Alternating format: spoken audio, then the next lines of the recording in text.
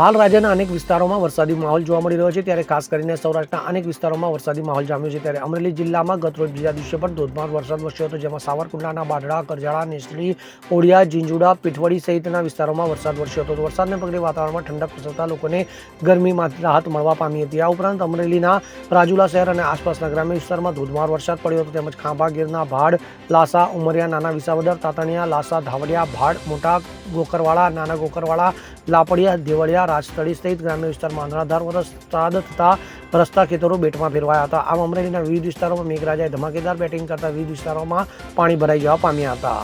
Bureau report CN24 news. હવે જુઓ દેશ દુનિયાની તમામ ખબરો તમારી આંગળીના ટેરવે. ઉઠાવો મોબાઈલ અને Google Play Store પરથી ડાઉનલોડ કરો અમારી CN24 ન્યૂઝ મોબાઈલ એપ.